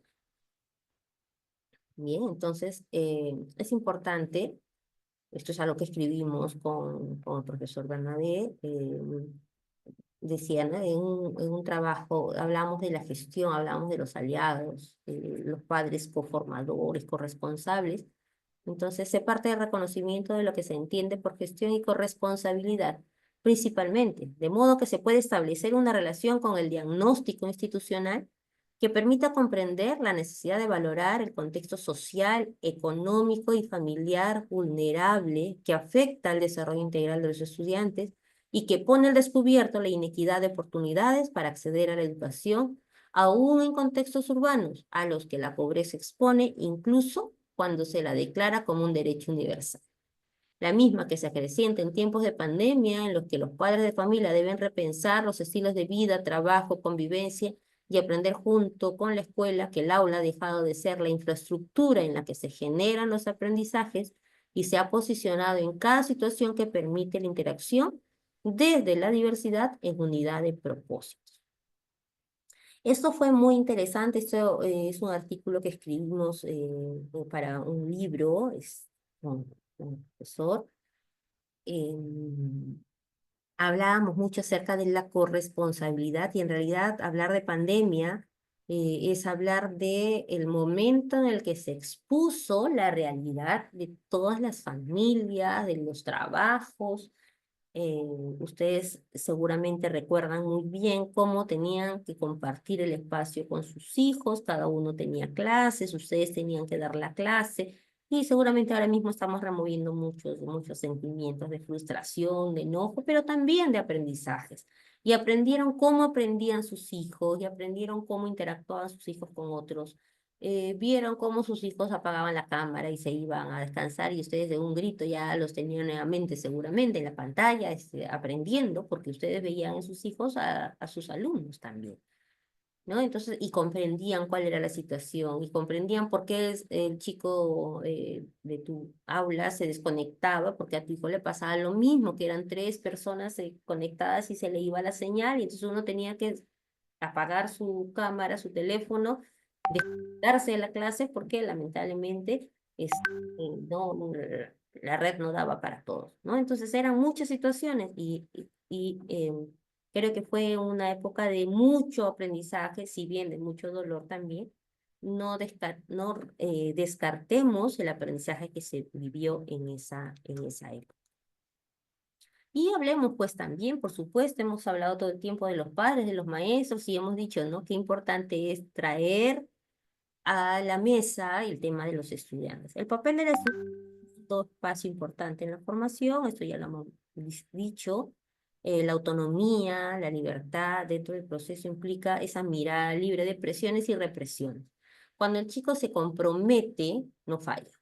Y si falla y no es juzgado, aprende. Cuando falla y es juzgado, el chico retrocede y no vuelve a intentarlo si es que no tiene ese carácter, ¿no? que se ha ido formando.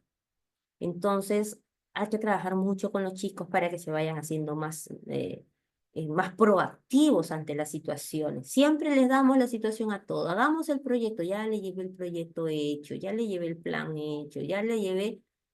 esto lo digo mucho, los 45 minutos de sesión que yo preparo son los 45 minutos de la vida de 35 estudiantes, 30 o los que tengas en clase. Y son 35 formas de ver una misma situación. Entonces, ¿qué tal poder tenemos los profesores? Tenemos en nuestras manos. Ahora mismo yo tengo en mis manos una hora o más de una hora, lo que ustedes y yo vamos a vivir juntos. Entonces, qué gran responsabilidad es pensar en que aquello que vamos a vivir debe ser realmente rico para todos nosotros, ¿no? Entonces, el desarrollo de la autonomía de los chicos propicia una participación responsable en el proceso de su formación. Yo trabajo en la autonomía, trabajo en el pensamiento crítico, en el pensamiento reflexivo. Le voy a poder ayudar a ese estudiante a que cuando ya no sea más un estudiante, sea un adulto realmente responsable, respetuoso, comprometido con aquello que haga. ¿Bien? Y aquí una pregunta. Y si la educación es una actividad social por excelencia, entendemos que esté cambiando constantemente. Eso ya lo hemos venido diciendo a lo largo de esta mañana. En ese sentido, vale la pena preguntarnos, ¿hasta qué punto los estudiantes son conscientes de esos cambios? ¿Realmente los estudiantes son protagonistas de su aprendizaje? Entonces, me gustaría que ustedes me ayuden con la respuesta a la primera pregunta. ¿Hasta qué punto los estudiantes son conscientes de esos cambios? La educación va cambiando, la sociedad va cambiando, su formación va cambiando, pero ¿ellos son responsables realmente? ¿Ustedes creen que los chicos saben qué está pasando?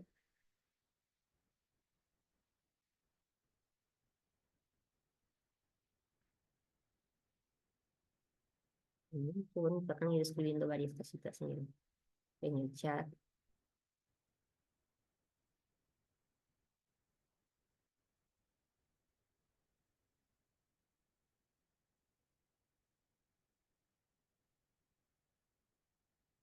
Ustedes escriben cuestiones muy bonitas que cuando ya voy compartiendo, pues ya no las puedo leer mucho.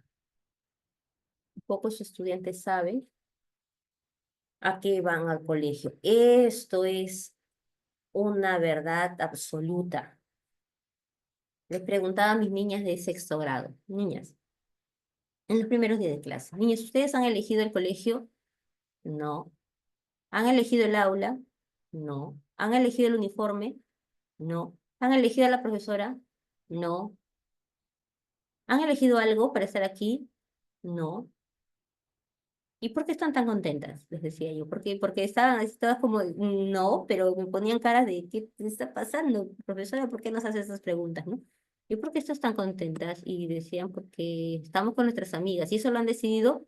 No, no. Entonces, nada, realmente no habían decidido nada. ¿Han decidido que van a estudiar? No, o sea, nada, absolutamente todo. Entonces se cuestionaban al final y se daban cuenta, ¿verdad? Es que no he decidido nada. Bueno, ahora es la oportunidad de decidir. Entonces, ya no puedes cambiar el colegio, porque ya estás matriculada. Ya no puedes cambiar a la profesora. No, me decían, no, no, ya no puedes cambiar, ya la que te tocó, soy yo, ¿qué vamos a hacer? ¿No? Entonces, no, no, profesora, no nos cambie, no nos deje, decían, ¿no? Ya, vamos a, no podemos cambiar los cursos. Perfecto, no podemos elegir otros cursos, no podemos.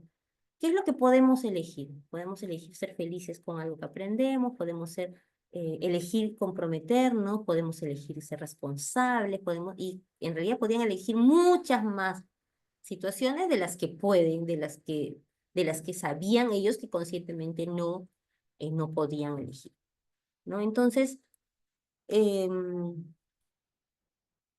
son conscientes los chicos y en secundaria ya van tomando un poco más de conciencia de que, claro, el estudio, pues se lo han dicho ya 9 años aproximadamente, les han dicho el estudio es importante porque te estás preparando para la universidad. Mentira, ¿no? Porque en la universidad es otra preparación la que te piden a nivel dependiendo de las escuelas, por supuesto, pero en la escuela en realidad no es que vayas a prepararte para la universidad, ¿no?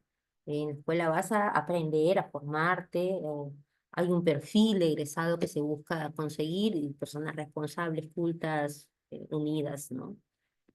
Qué bonito, el estudio es el vestido de gala para la vida, ¿sí, no? Sí, lo escuché hace un tiempo, y qué bonito y qué interesante será para todos los estudiantes. Ustedes no han decidido nada de esto que estamos viviendo.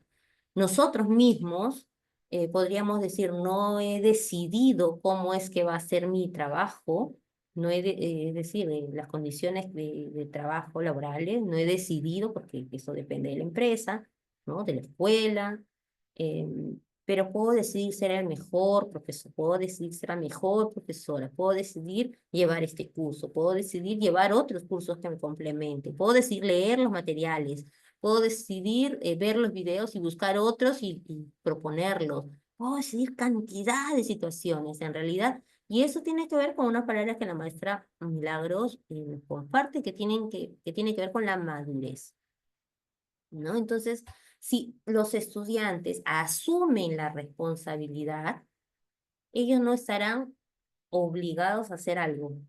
Ellos estarán comprometidos y estarán felices de lograr metas.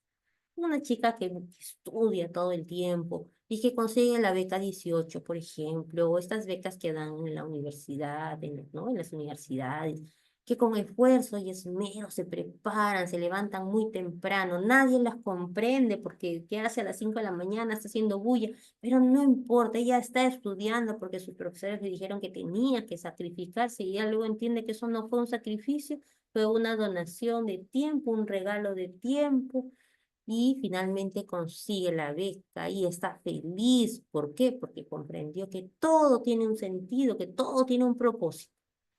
Entonces, vamos trabajando en ello, y nosotros somos voy a decir, somos los, sí, acompañantes, pero a veces sentimos que esa palabra desvirtúa nuestro ser docente, ¿no? Entonces, cada vez va cambiando. El profesor antes era el dador de conocimiento, ya luego no era el dador de conocimiento, era el guía.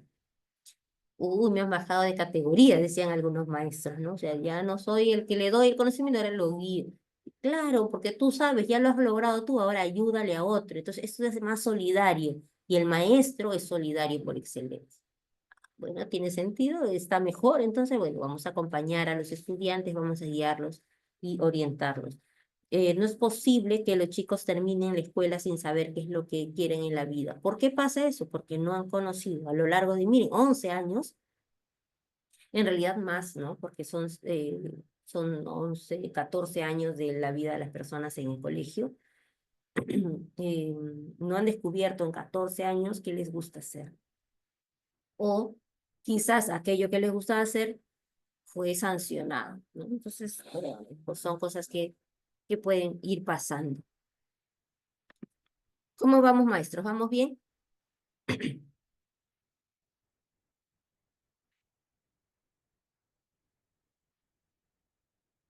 Sí, perfecto. Como decía el padrecito el domingo, ¿están despiertos? ¿No? Y toda la gente sí.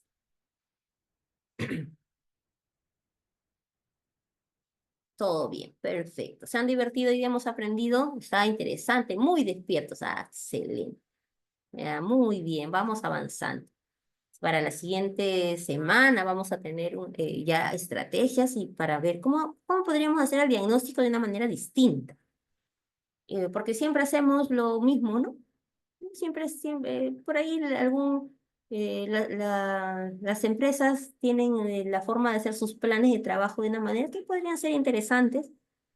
Entonces vamos a compartir un poco del design thinking la siguiente semana, un poquito, ¿no? Para trabajar.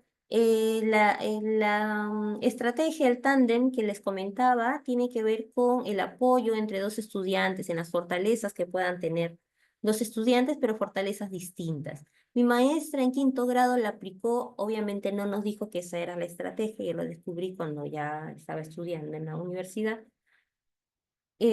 A mí me daba bien los números y a mi amiguito le daba bien el arte.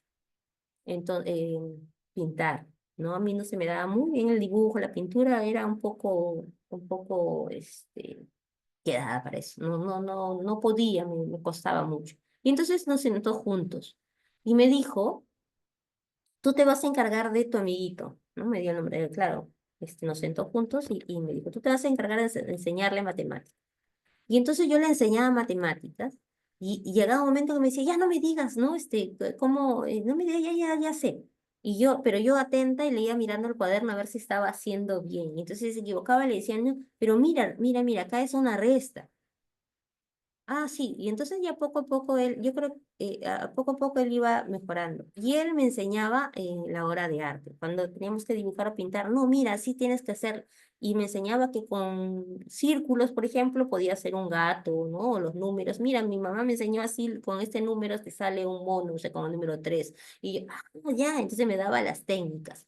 Esto nos ayudaba mucho, porque a mí no me hacía sentir que yo lo sabía todo y que el niño, pues pobrecito, no sabe matemáticas y entonces yo le voy a enseñar. Entonces yo me hago soberbia, porque eso pasa mucho cuando no estamos bien orientados.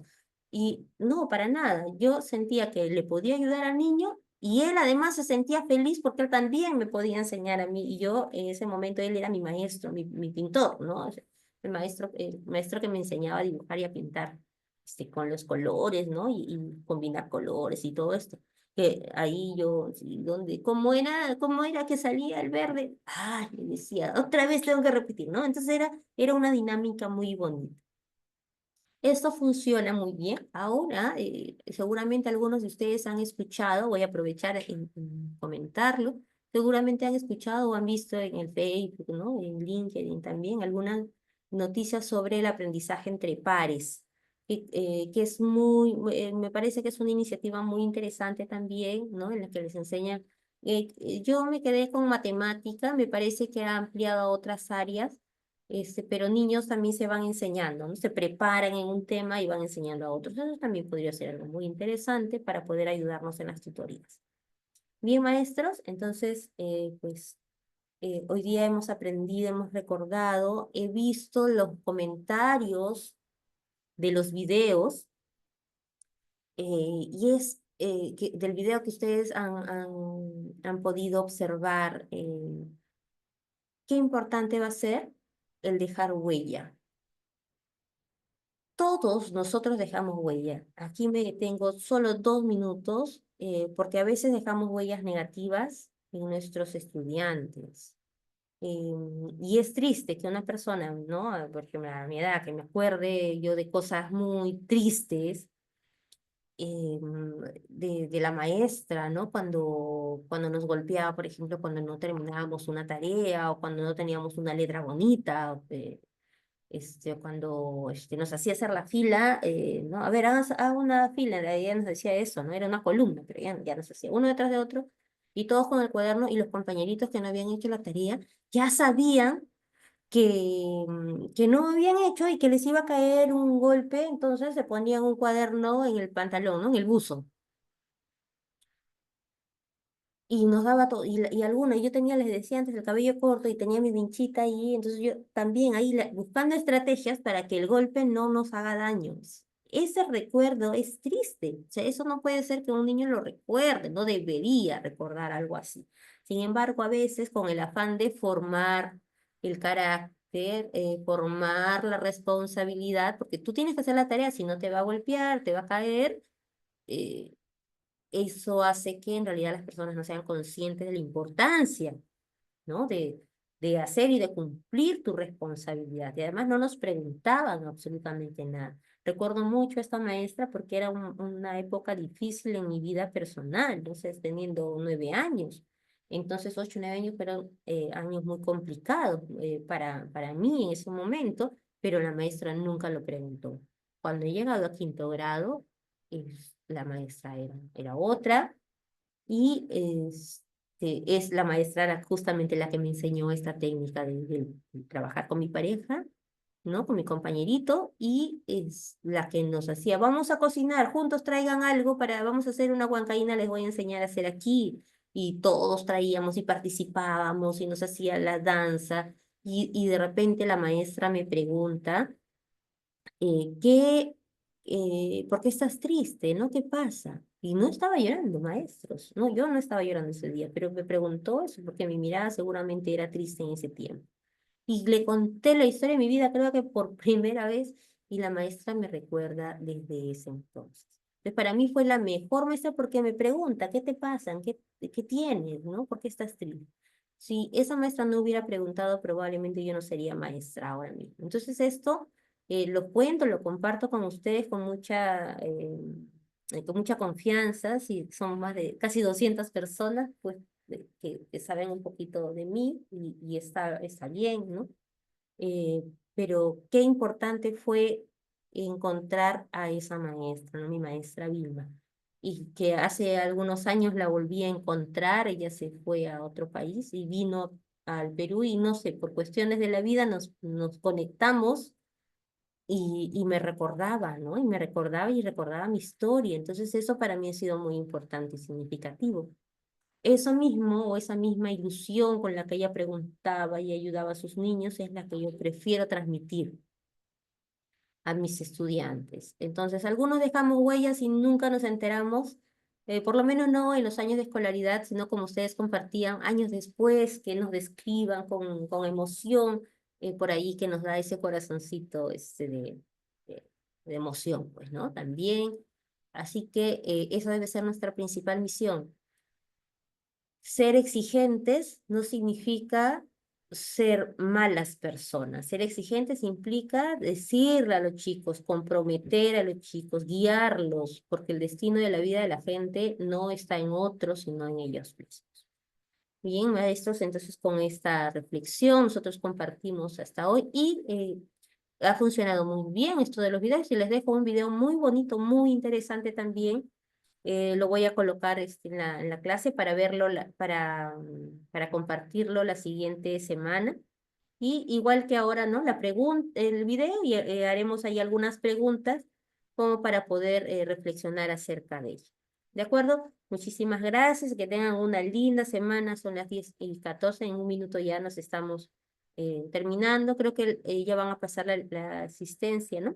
La, la lista de asistencia me parece que sí, que, que ya la compartieron, si no, la señorita lo va a hacer. Y bueno, póngase al día, seguramente eh, se van a contactar con ustedes, ¿no? Para darles la clave de acceso del Classroom, para que puedan acceder a los materiales, revísenlo y pues ya nos estamos viendo la otra semana. El horario 8:30 en punto estamos comenzando. Bien, 8:30 hasta las 10:15. Así que pues estamos muy bien.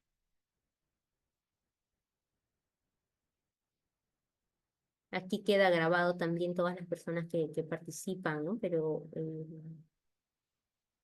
si está ahí la señorita Jessica o no hay asistencia.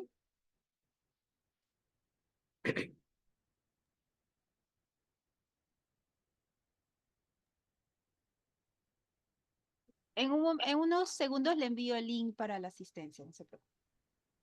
Ok. Entonces no se vayan, maestros.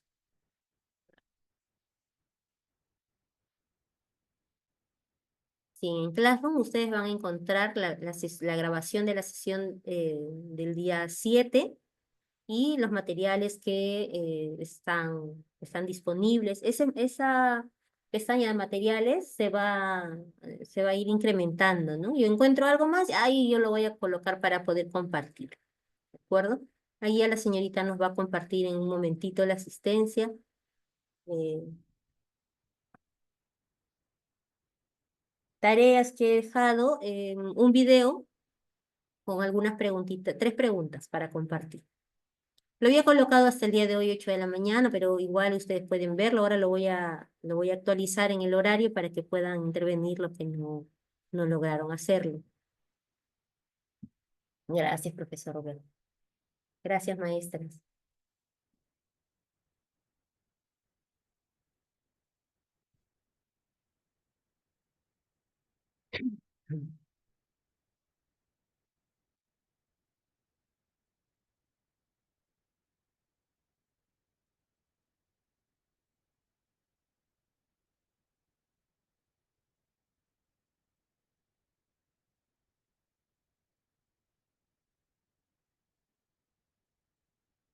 No estoy en YouTube, maestro.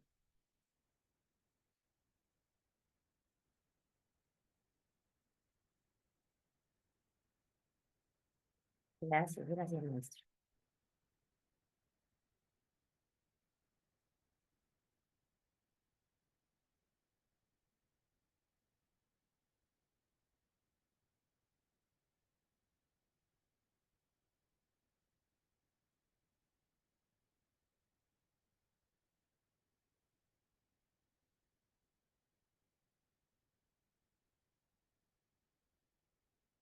Ahora mismo está la sesión 1 está ya colgada en la clase que corresponde. La sesión 2 todavía no la he subido, no la he compartido. ¿Ya? Eso lo voy a compartir ahora que terminemos la sesión. Libros para quinto de secundaria, en realidad depende de los estilos de lectura que tengan. Yo les sugiero mucho estos automotivacionales porque son más para adultos, muchas veces lo llevan más al lado empresarial. En realidad, a chicos les gusta leer mucho las mangas ahora mismo, y dibujan y escriben y leen, eso es lo mejor. Confírmenos si nos va a llevar, si nos va a llevar al WhatsApp la asistencia, si no para poder despedirnos porque los maestros ya tienen que hacer sus cositas. O les sugiero, mientras no, como no llega, quizás podríamos escribir nuestro nombre completo aquí en el chat porque esto queda grabado. Así, ajá, perfecto. Muy bien, ¿no? Ya colocan y ya se van de aquí.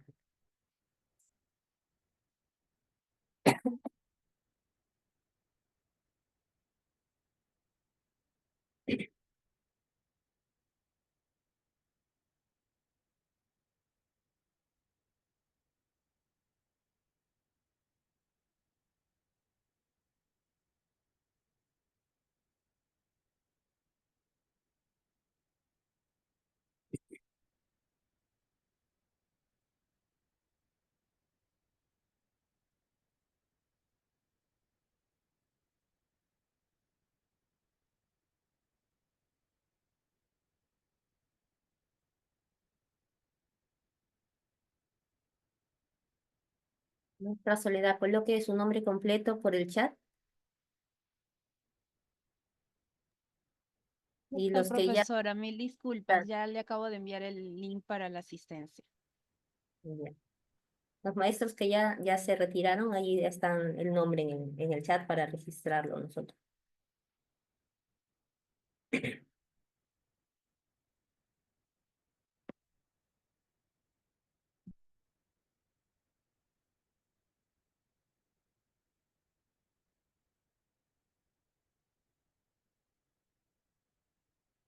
¿No hay fotos del día de hoy? Creo que no.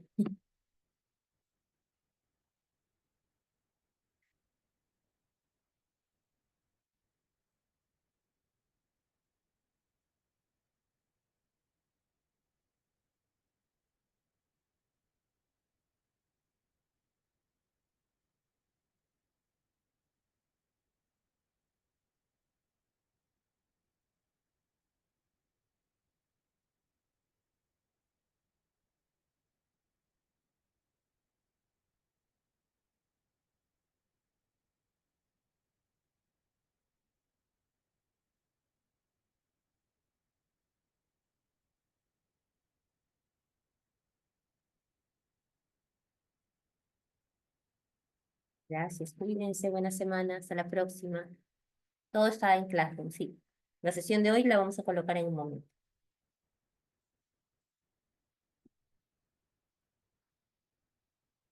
Muy bien, maestra.